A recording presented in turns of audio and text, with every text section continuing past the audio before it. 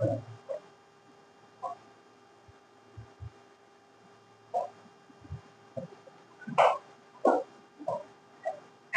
viewers, welcome in my channel Target Classes. Today I am here with some question related to work and time.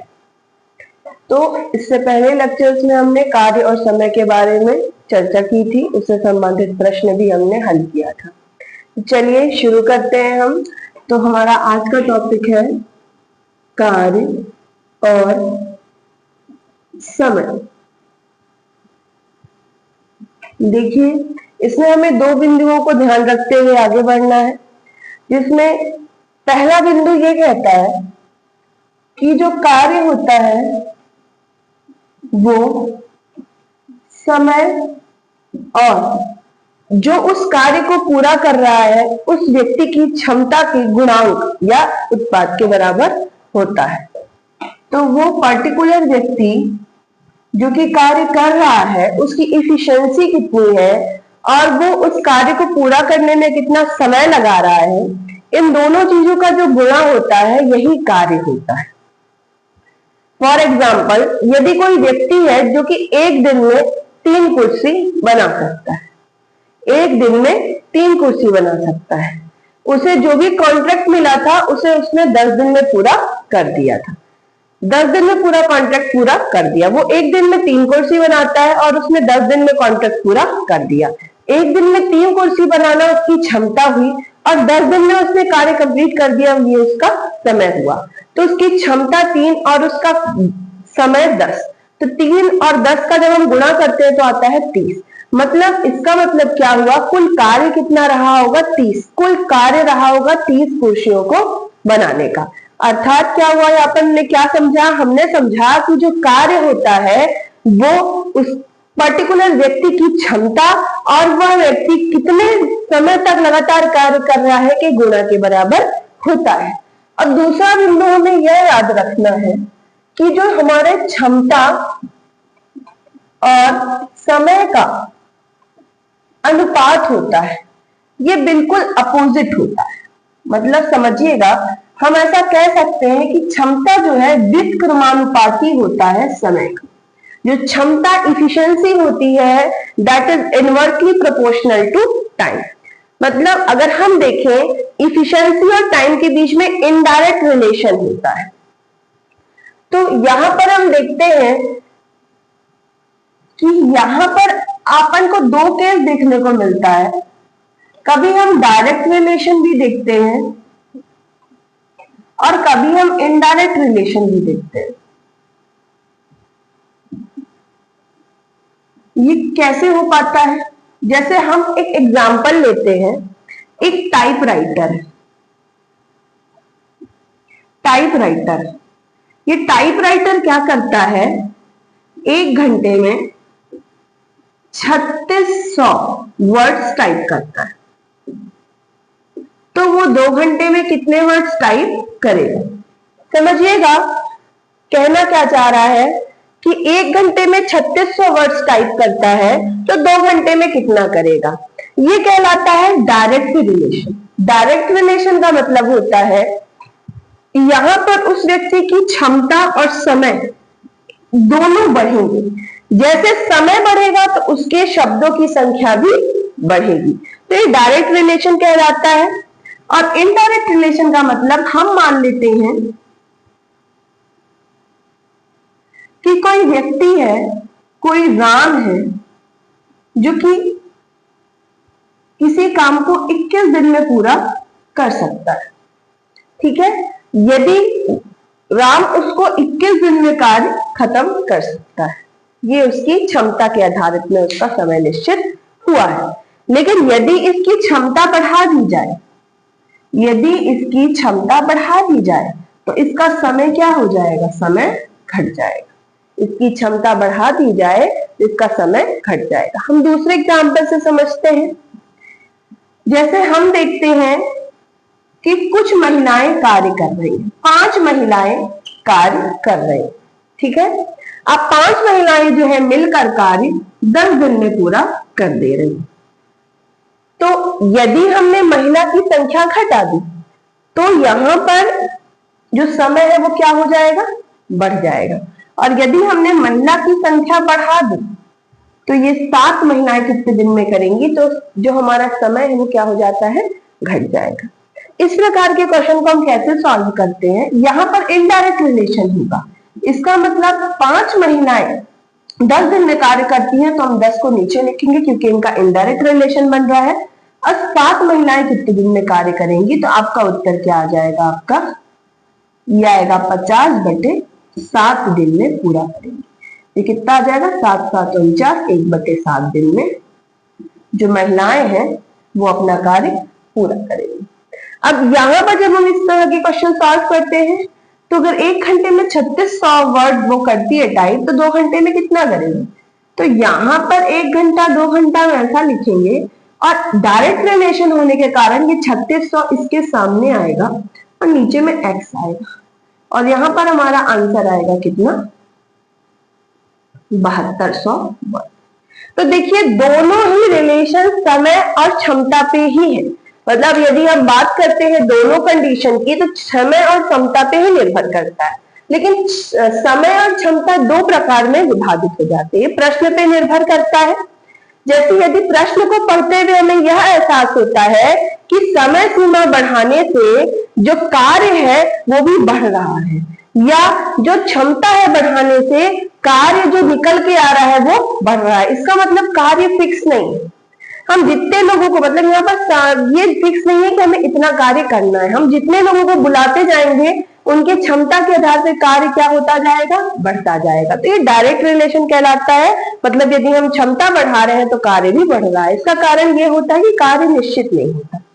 अभी हम यहाँ आते हैं तो यहाँ हमारा कार्य निश्चित होता है कि एक पर्टिकुलर टाइम पे एक काम को कंप्लीट करना है।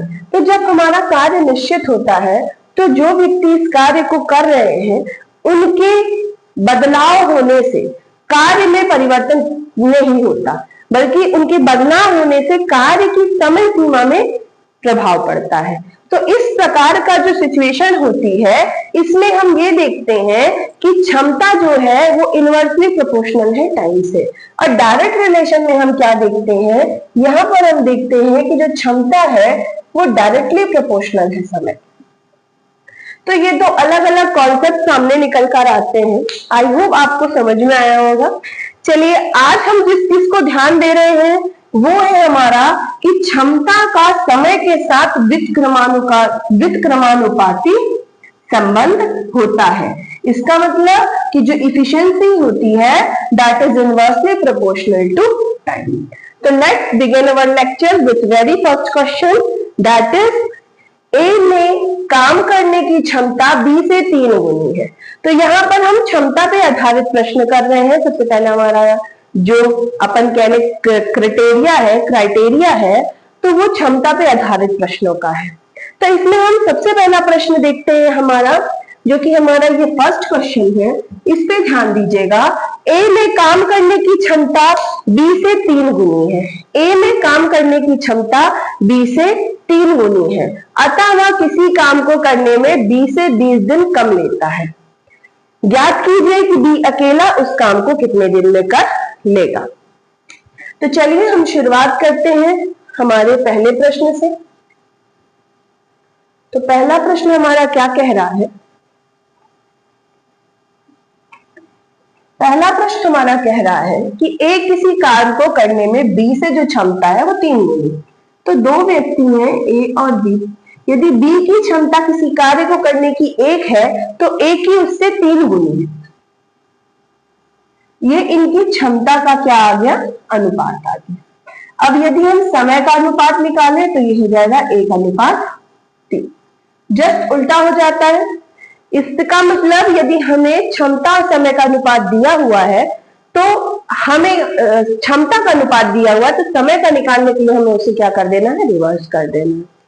अब क्वेश्चन क्या कह रहा है, क्वेश्चन में ध्यान दीजिए। क्वेश्चन कह रहा है अतः, मतलब ए की क्षमता बी की क्षमता से ज्यादा है, that because of that condition जो बी है, जो ए है वो बी से 20 दिन कम में कार्य पूरा कर लेगा। मतलब ये हमने समय लिया है तो इन दोनों के बीच में जो अंतर है वो कितना होना चाहिए, 20 दिन का। लेकिन हम देख रहे हैं कि हमने जो रेशियो लिया है उसमें कितने का अंतर है, 2 का अंतर है। मतलब कितना गुना बढ़ गया, 10 गुना बढ़ गया। ठीक है, तो इसका मतलब जो हमने बी का ड्यूरेशन लिया है कार्य पूरा करने का, वो भी 3 ना होकर 3 का 10 गुना होगी, दैट इज 30 डेज। तो ये हमारा पहला आंसर आ गया कि यदि बी अकेले उस कार्य को करेगा तो उस कार्य को पूरा करने में वो 30 दिन लगाएगा। चलिए अगले क्वेश्चन में आते हैं। तो अगले क्वेश्चन में देखिए, राम की कार्य क्षमता श्याम से दोगुनी है, दोनों मिलकर एक कार्य को 15 दिन में पूरा कर लेते हैं, बताइए अकेले राम उस कार्य को कितने दिन में पूरा करेंगे।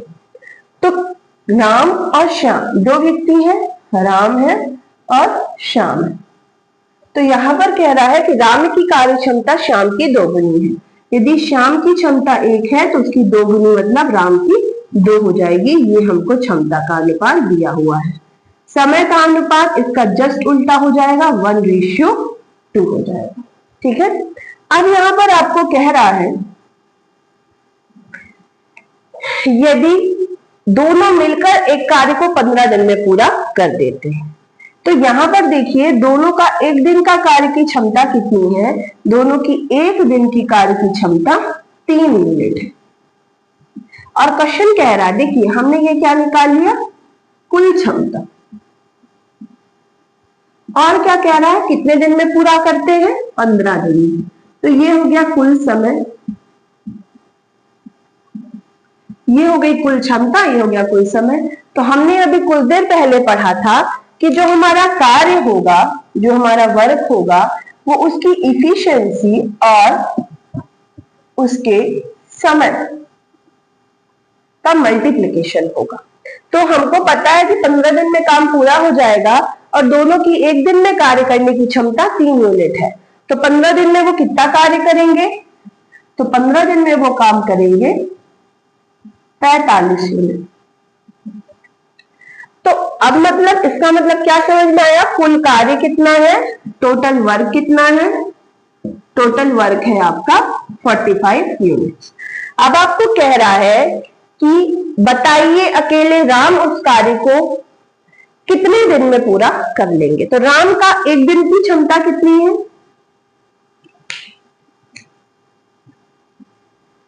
राम की एक दिन की क्षमता कितनी है, 2 है।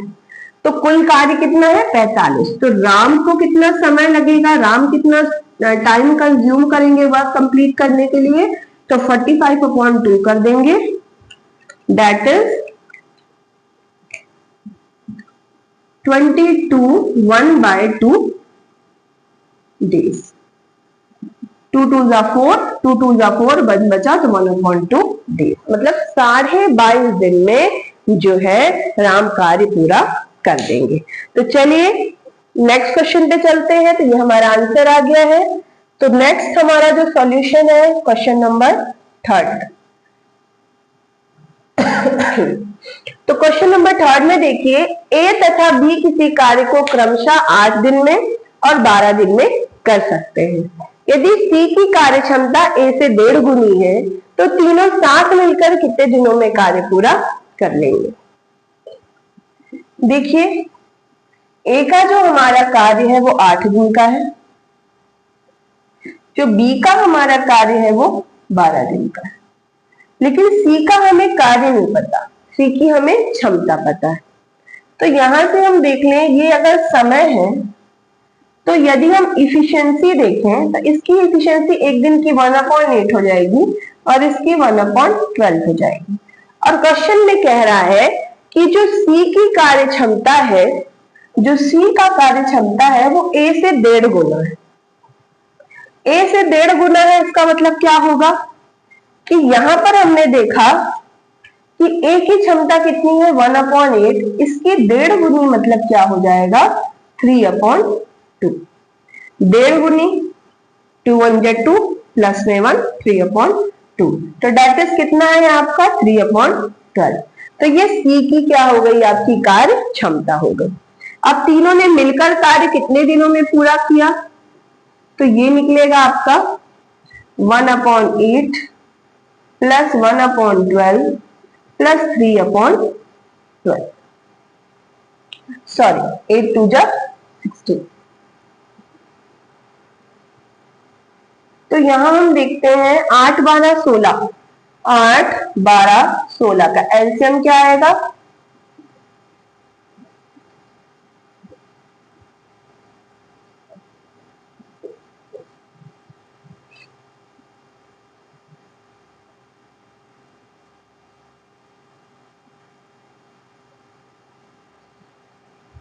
कितना आएगा? 48 आएगा। तो यहाँ 6 बार में जाएगा, ठीक है, और यहाँ 4 बार में जाएगा, और यहाँ कितने बार में जाएगा? 3 बार में जाएगा। तो आपका कितना आया? 13/48। तो आपका तीनों के मिलकर करने का कार्य कितना आएगा? 48/13। 13 दूनी 26, 13 तिहाई 39। तो 3 बार में जाएगा तो आएगा 39। तो बचा यहाँ पर 9/13 दिन। तो इतने दिन में ये तीनों मिलकर कार्य को पूरा कर देंगे। तो आई होप समझ में आया होगा आपको। हमने एकदम सिंपल तरीके से किया। ए ने जो है कार्य 8 दिन में पूरा कर सकता है, तो उसके एक दिन की कार्य क्षमता कितनी हो जाएगी? 1/8 हो जाएगी। बी जो है 12 दिन में कार्य कर सकते हैं, तो उनके एक दिन की क्षमता 1/12 हो जाएगी। और सी जो है वो ए की क्षमता का 3/2 कार्य करते हैं। तो ए की क्षमता कितना है? 1/8। इसका 3/2 निकाले तो हमारा 3/16 आया। और फिर हमने इसका कंबाइन फॉर्मूला निकाला कि तीनों मिलकर कार्य करेंगे तो कितना समय लगेगा। इस प्रकार से हमारा आंसर आ गया। चलिए आपको एक और चीज इसी के साथ ही साथ समझा देती हूँ मैं। जैसे कि हमने ऊपर के क्वेश्चंस में जब हमें क्षमता दिया होता है और समय का अनुपात दिया निकालना होता है, तो हमने डायरेक्ट क्या कर दिया? उसको रिवर्स कर दिया। जब बात 3 की आती है, जैसे यहाँ पर 3 कंडीशन है। ए की जो क्षमता 1/8 है, बी की क्षमता 1/12 है, और सी की क्षमता 3/16 है। ठीक है, तो अब यहाँ पर हमें ये क्षमता का अनुपात दिया हुआ है, तो हमको इसके समय का अनुपात निकालना है। ठीक, समझिएगा बात। तो हमको इसका समय का अनुपात निकालना है, तो हम इसमें डायरेक्ट उल्टा नहीं कर सकते। तो पहले तो हमें इसको सॉल्व करना पड़ेगा। हमें पता है इन तीनों का एलसीएम हमने निकाला 48 है, तो 48 में मल्टीप्लाई कर दोगे तो यहाँ आएगा 6। 8 से 48 कैंसिल आउट होगा तो 6 आ जाएगा। 12 से कटेगा तो 4 आ जाएगा, और 3 से कटेगा तो सॉरी 16 से कटेगा तो यहाँ पर आपका क्या आएगा? 3 आएगा, क्योंकि 16 से कितने टाइम में कट जाए? 1 सेकेंड। 48 3 टाइम्स में यहाँ आपके 9 आएगा।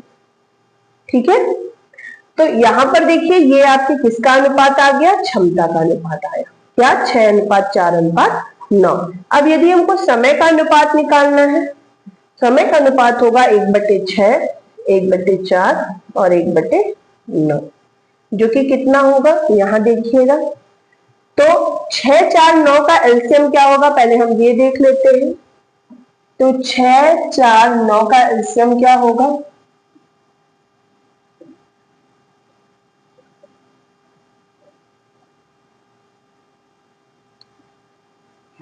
12 36, 36 होगा इसका एलसीएम। तो हम 36 करेंगे तो यहाँ आ जाएगा 6। 4 को करेंगे तो 4 9 36, 9 से करेंगे तो यहाँ पर आएगा 4। तो ये आपका किसकी आ गया रेशियो? समय का। इसका मतलब कार्य को ए जो है 6 दिन में पूरा कर सकता है। बी जो है आपका रेशियो है ना, 6 9 और 4।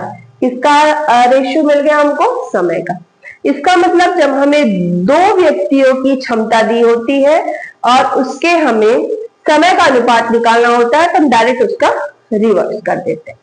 पर उसी जगह में यदि हमें 3 का दिया होता है, तो हमें क्या करना होता है? पहले तो हम उसका रेशियो बनाएंगे, फिर उसके बाद में उसके समय का अनुपात को उसका रेसिप्रोकल कर देंगे, और रेसिप्रोकल करने के बाद में हम फिर उसका एलसीएम लेके उसका अनुपात निकाल सकते हैं, जैसा कि हमने उस क्वेश्चन में किया। ये मैंने अलग से आपको बताया है कि इस तरीके से जब 3 वैल्यू दी होती है तो हम उसका क्षमता का अनुपात या समय का अनुपात कैसे निकालते हैं। चलिए, आई होप आपको ये क्वेश्चन समझ में आए होंगे। हम नेक्स्ट क्वेश्चन पे चलते हैं।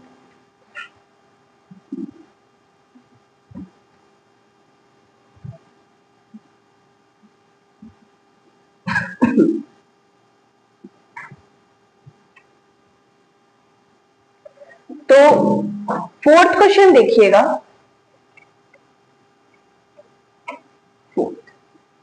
तो 4th क्वेश्चन में क्या कह रहा है, मोहन की कार्य क्षमता सोहन से 25% अधिक है।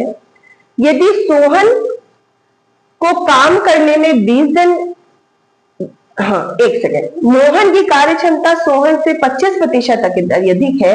यदि सोहन काम करने में 20 दिन कम लेता है तो आपको बताना है कि मोहन अकेले काम कितने दिनों में करेगा या मोहन सोहन साथ में मिलकर कितने दिनों में काम करेंगे। तो सबसे पहले हमें जो एक डिटेल दी है 25%, मतलब 1/4। अब इसमें क्या कह रहा है, मोहन की कार्य क्षमता सोहन से, ये से, दिस से इज वेरी मच इंपॉर्टेंट, से, सोहन से, इसका मतलब नीचे वाली वैल्यू किसकी होगी, सोहन की। पहले तो 2 व्यक्ति हैं, सोहन और मोहन, तो ये 4 आ जाएगा किसमें, सोहन में। 25% अधिक है तो ये अधिकता दी है हमको, तो ये मोहन का कितना हो जाएगा, 1 जोड़कर 5 हो जाएगा। अब कह रहा है कि समय का अनुपात, तो समय का अनुपात इसका बिल्कुल उल्टा हो जाएगा, ठीक है। अब हमें कह रहा है सोहन जो है वो कितने दिनों में कार्य पूरा कर रहा है, 20 दिनों में, मतलब कितना गुना, 4 गुना, ठीक है। तो सिमिलरली मोहन भी कितने दिनों में करेगा, 16 दिन, ठीक है। तो अब हम कार्य निकाल लेते हैं कि कुल कार्य कितना है हमारा।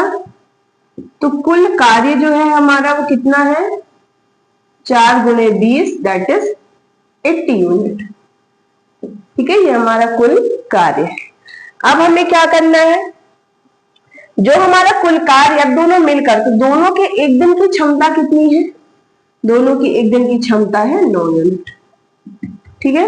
तो कुल कार्य है तो दोनों मिलकर कितने टाइम में करेंगे। देखिए हमने पहला निकाल लिया कि मोहन 16 दिन में करेंगे और दोनों मिलकर कितने में करेंगे, तो 80 बटे में आ जाएगा, तो 9, 9 8 72, 8/9 दिन जो है हमारा कार्य जो है वो दोनों मिलकर पूरा कर देंगे। तो देखिए इस क्वेश्चन में क्या जानकारी हमें मिलती है, हमें जब क्षमता का अनुपात दिया है और समय, कार्य पूरा करने की अवधि दी हुई है, कितने समय में कार्य पूरा हो जाएगा, तो पहले तो हमें क्षमता का अनुपात को समय में बदलना पड़ेगा, नहीं तो हमारा आंसर क्या हो जाएगा, गलत हो जाएगा।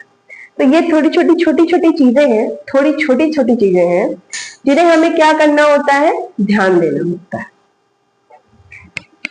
अब हम आगे देखेंगे, तो आगे देखिएगा नेक्स्ट क्वेश्चन में, 5th क्वेश्चन।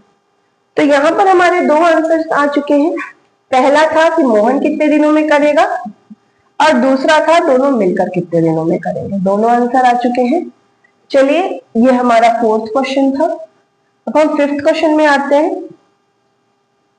तो हमारा 5th क्वेश्चन क्या कह रहा है, 2 व्यक्तियों की कार्य क्षमता का अनुपात इतना है। यदि मिलकर पूरा कार्य 6 दिन में पूरा करते हैं तो अकेले कितने दिनों में करेंगे। तो 2 व्यक्ति हैं, उनका अनुपात 6:1 दिया हुआ है। किसका दिया हुआ है, क्षमता का। तो ये क्षमता का अनुपात दिया है, तो समय का अनुपात हम निकाल लेंगे, क्या होगा, 1:3 होगा।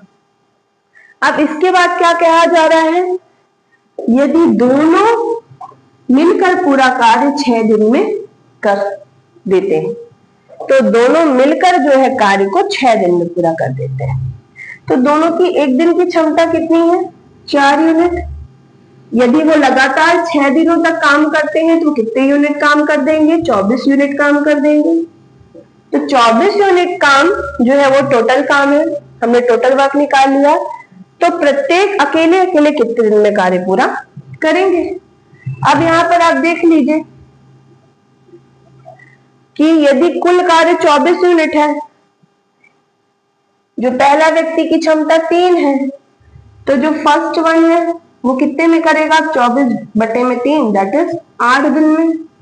और जो दूसरा व्यक्ति है वो कितने में करेगा? 24/1 दैट इज 1 दिन में। तो ये हमारे आंसर्स आ गए। बहुत आसान है बेटा। यदि आप रेगुलरली प्रैक्टिस करते हैं, प्रैक्टिस परफॉर्म करते हैं, तो डेफिनेटली आपका जो कमांड होगा मैथमेटिक्स में बहुत ज्यादा स्ट्रांग हो सकता है। समझे? तो इसलिए घबराना नहीं है मैथ से, ये बहुत अच्छी चीज है। जब आप इसको सॉल्व करते हैं तो आपका माइंड टोटली रिलैक्स हो जाता है, अगर नहीं है। और दूसरी चीज ये भी जरूरी है कि जब आप मैथमेटिक्स सॉल्व करें तो आपका जो माइंड है वो रिलैक्स होना चाहिए। तो दोनों चीजें कैसे पॉसिबल है, बट पॉसिबल करनी पड़ती है। मतलब यदि आप मैथ सॉल्व करें तो आपको सब कुछ भूलना पड़ेगा, और आप जब मैथ सॉल्व करने लगते हैं और आप उससे जुड़ जाते हैं तब ऑलरेडी सब कुछ भूल जाते हैं। ठीक है, मतलब अल्टीमेटली क्या करना है? सब कुछ साइड रख के पढ़ाई करनी है। चलिए आगे बढ़ते हैं। तो ये हमारा हो गया 5th क्वेश्चन। अब हम आएंगे 6th क्वेश्चन की, जो सेकेंड लास्ट क्वेश्चन है हमारा।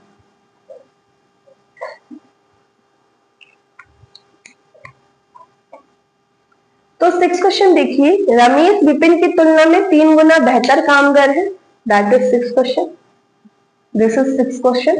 रमेश विपिन की तुलना में 3 गुना बेहतर कामगार है, इसलिए वह एक कार्य को विपिन से 40 दिन कम में पूरा कर लेगा। तो तदनुसार दोनों मिलकर वह कार्य कितने दिनों में पूरा करेंगे? ये क्वेश्चन है। तो हमारे पास 2 व्यक्ति हैं, रमेश है और विपिन।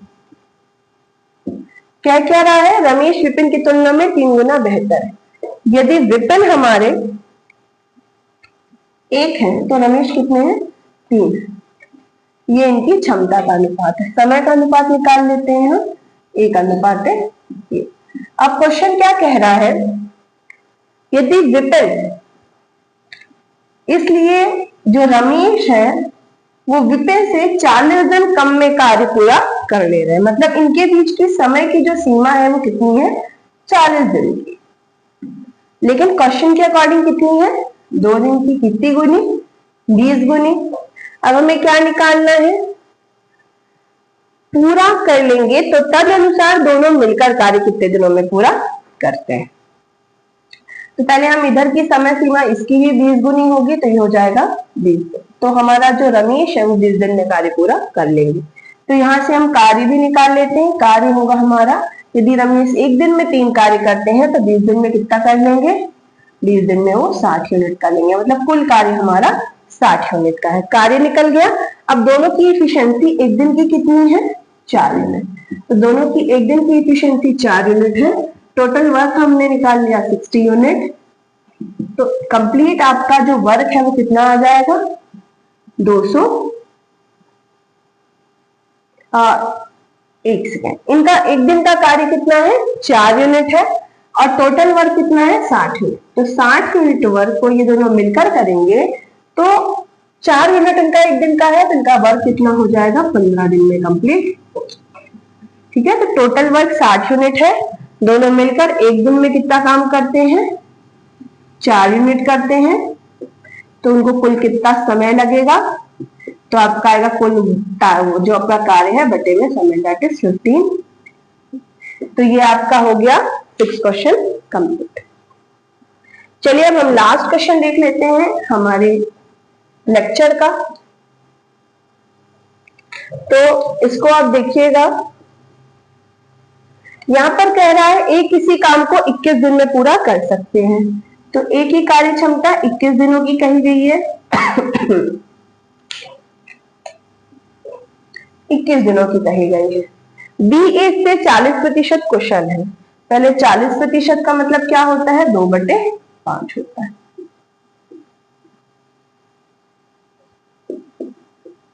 ठीक है, तो 40% मतलब क्या होता है? 2/5 होता है। यहाँ 2 व्यक्ति हैं, ए और बी।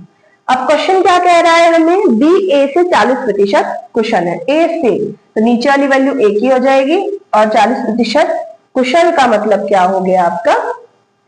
5 में 2 जोड़ दिए तो b कितना हो गया 7। तो ये हमको क्षमता का अनुपात दिया हुआ है, ठीक है। अब हमें किसका निकाल लेना है, समय का, तो दैट इज 7:5।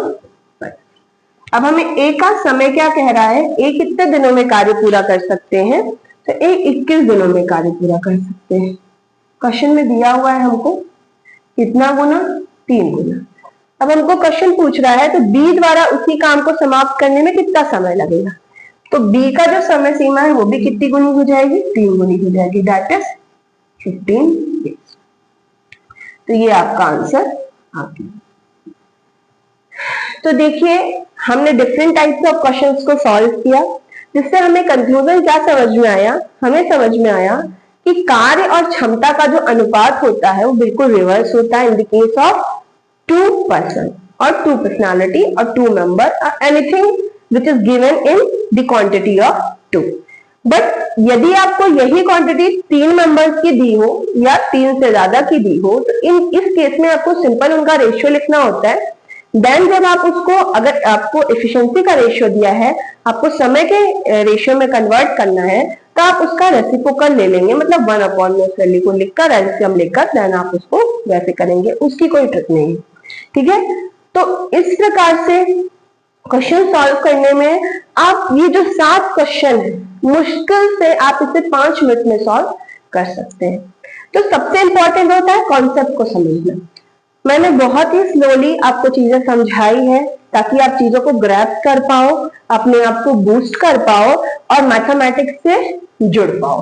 बिकॉज यदि आपको क्वेश्चन सॉल्व करने हैं, एग्जाम क्रैक करना है, तो फर्स्ट ऑफ ऑल आपको उस सब्जेक्ट से इतना ज्यादा अटैचमेंट होना चाहिए कि आपको उन क्वेश्चंस को सॉल्व करने में मजा आने लगे, आप उससे जुड़ाव कर पाए। तो सबसे पहले आप उनके साथ कैसे मिल पाएंगे या क्वेश्चन सॉल्व कर पाएंगे, जब आपका कॉन्सेप्ट बिल्कुल आपके माइंड में क्लियर हो। और जब आप क्वेश्चन करने बैठे तो आप क्या कर पाए, कंसंट्रेशन अपना या जो भी कॉन्सेप्ट है आप उसमें इंक्लूड कर पाए। तो आशा करती हूँ आपको मेरी वीडियो अच्छी लगी होगी।